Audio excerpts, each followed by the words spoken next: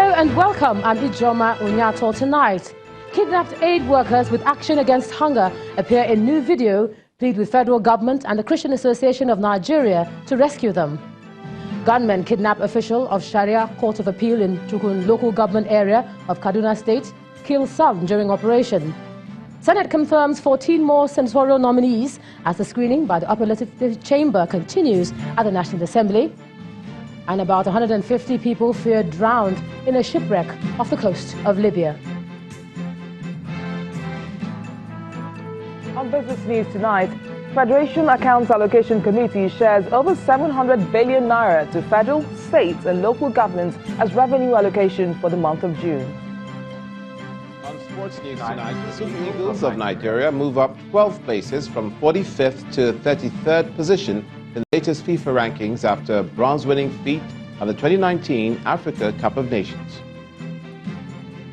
And from Abuja, heavy downpour causes flooding and traffic jam in some parts of the nation's capital. Residents blame situation on delay in road construction work.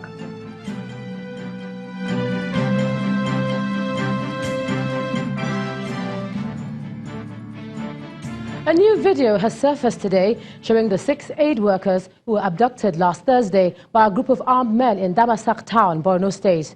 The group, known as the Khalifa, is holding the 6 humanitarian aid workers attached to the action against hunger. The video shows one of the victims, a woman who identifies herself as Grace, pleading with the government and the Christian community to come to their aid by rescuing the release from the captors. The 6 aid workers were abducted on Thursday, July the 18th. My name is Grace. I work with Action Against Hunger, an NGO in Borno State. My base is Damasak, Borno State. We went to work on Thursday, 18th of July 2019, out of Damasak. On our way going back to Damasak, by Kinari Chamba ward in Damasak, we were caught by this army called the Khalifas. They brought us here, and actually we don't know where we are, but this moment, I want to beg on my Christian Association of Nigeria, because I'm the only Christian among the 6 of us here. I want to beg that CAN Association should please do something about me to see how I can be released. I also want to beg on Action Against Hunger, Borno State. We are 6 here, all of us are staffs. We went to work. On our way coming back to our base, that was where we were caught. I begged Action Against Hunger. We have families, some of us have children. I'm begging Action Against Hunger that they should please do something to release us. I also want to count on Nigeria, our nation. We are Nigerians. And we are also working for Nigerians. For Nigerians, I begged that Nigerian government should please, I'm begging again, please,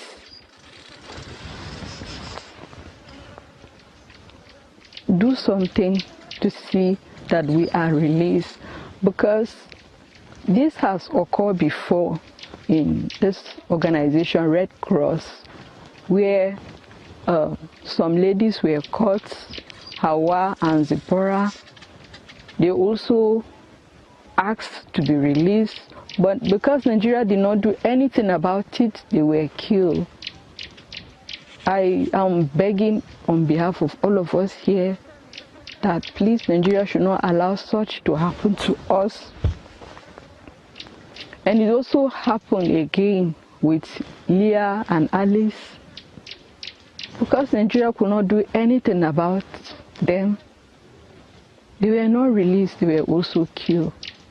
I beg the Nigerian and our organization, Action Against Hunger, should please do something and see that we are released. And staying with that story, sadly, kidnapping has been on the rise in the country lately. Terrorists ravaging the northeastern part of Nigeria now target tourists and aid workers and also school children in the exchange for money. Today's video comes less than a year after 2 midwives employed by the International Committee of the Red Cross were killed by suspected Boko Haram fighters in the same region. The 3 aid workers, Seifura Husseini, Ahmed Hossa and Hawa Liman, were abducted as they sought to help pregnant refugees in Ran, a town near the Cameroon border. Hossa's attackers thereafter released footage of her execution after holding her for 6 months, while Liman's captors killed her less than a month later. Meanwhile, the presidency has reacted to the video released by the group now known as Khalifa, with an assurance that contact is being made and that the captors are being spoken to. A statement by the senior special assistant to the president on media and publicity, Garba Shehu, says the responsible government agencies have been briefed about the disturbing video. The statement says, quote, "Besides these aid workers, there are some others about whom this engagement is about, Leah Sharibu, a religious leader, and all the others.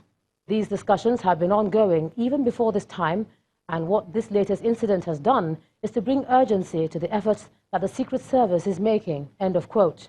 The statement adds that the government is making contacts in the hope that the captors will see reason not to harm the victims. Unfortunately, another abduction happened today, this time in Kaduna State, and the victim is the Director of Personnel Management with the Sharia Court of Appeal, Mrs. Aishatu Muhammad. The gunman abducted Mrs. Muhammad in Kumaji Village, Chicken local government area of the state. The spokesperson of the Kaduna State Police Command, Yakubu Sabo, who confirmed the incident to Channels Television, says the gunman also killed the victim's son while carrying out the operation yesterday. He explains that the incident was reported to the police in Sabun Tasha Division on Wednesday morning, and they quickly moved to the area and evacuated the corpse. He says a combined team of policemen, including the anti-kidnapping unit of the command and vigilantes, were later dispatched to the area with a view to rescuing the victim.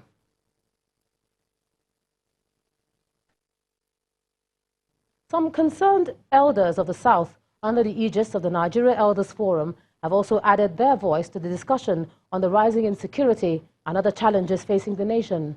Prominent personalities, including Dr. Christopher Kolade, Professor Anya O. Anya, and Shingo Wigwe, warned against any form of provocation that could lead to civil strife. They say Nigerians must be reprogrammed to bring down the walls of separation and hatred. They spoke at a media briefing here in Lagos.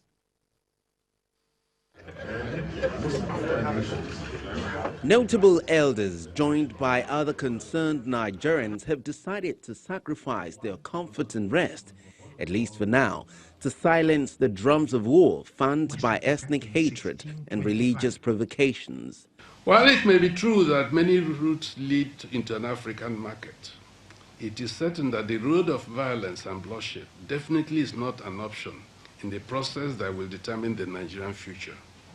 They believe that the solution to Nigeria's problem should begin with correcting the mindset. And with the wisdom of reprogramming, we will, if need be, contend inch for inch, person for person, and language by language to rescue our nation from this present darkness of instinctive mistrust, blood spills, and bitter divisions. Let us focus on those things that we know we have in common. I'm a Nigerian, so is everyone else in this room. Yeah. And you know, I did not decide to become a Nigerian. It was something that Almighty God, who sent me into the world, decided I was going to be. Elders have spoken, but they believe the burden to construct a bridge of peace falls on the younger generation. We have proposed an answer in YIGBA, Y-I-G-B-A. This is the unified cultural platform that every Southerner can claim as his own or her own, like the Hausa Fulani concept.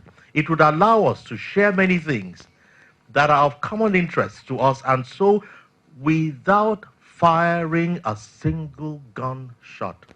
Desperate situations, they say, require desperate measures. This statement aptly fits the kind of responses emanating from concerned Nigerians in proffering solutions to the challenges facing the nation in recent times. And the contribution of the elders might just be a major boost. Former President Goodluck Jonathan believes the brand of politics practiced in Nigeria breeds criminality. He made this remark in Port Harcourt today at the 2019 edition of the African Security Conference. The former president, who delivered the keynote at the conference while pointing out two factors that fuel insecurity and crime in the country, said that the nation's economic strength is relative to the conscious efforts it makes to promote peace.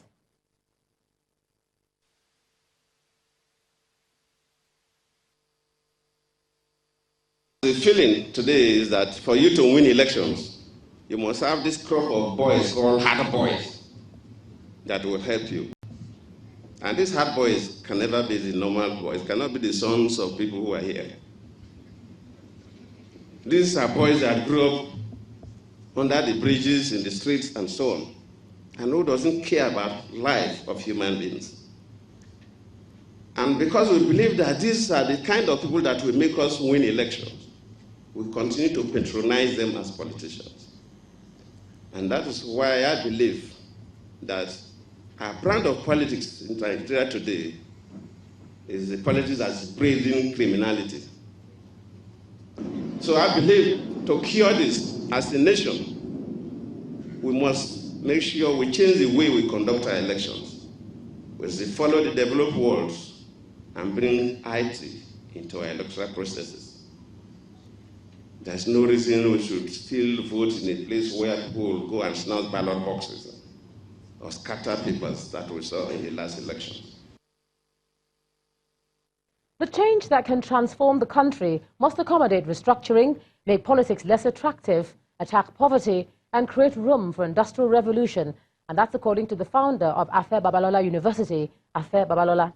While addressing a session of the 5th Conference of Nigerian Society for Financial Research, hosted by his university, he mentioned that Nigeria needs to change its status as a consumer nation. The legal icon is disturbed by the debt profile of the country, and fixed restructuring will make a lot of difference. For the better. The only change that can change the country for the better and pave way for the enhancement of one Nigeria is the change that changes the structure of Nigeria. It is that change that will make politics less attractive, make it safe to develop at its own pace, and do away with all shades and shades of criminality.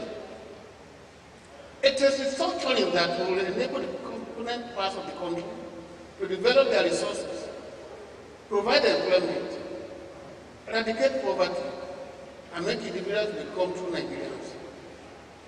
It is restructuring that will enable each state to control its population, set internationally acceptable standards for admission to tertiary institutions, and bring back the glory of quality education for our universities. The Speaker of the House of Representatives, Femi Gbajabiamila, has named the chairman and deputy chairman of the standing committees of the House. The Speaker announced leaders for a total of 105 committees of the lower chamber. A breakdown of the list shows that the chairman was selected across 5 political parties in the country.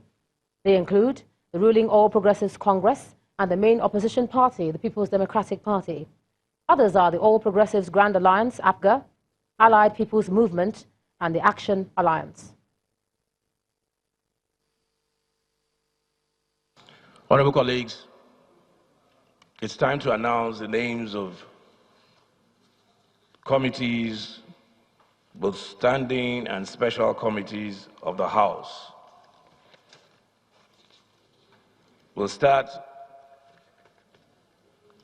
with the all-important ECOWAS Parliament, the membership of the ECOWAS Parliament. The Deputy Speaker will be leading, or will be the head of that committee. Constitutional Review, Honorable Ahmed Idris, and Deputy Chairman, Honorable Alhassan Dogwa. Appropriations, Honorable Mukhtar Betara to be deputized by Honorable Igariwe Enwo.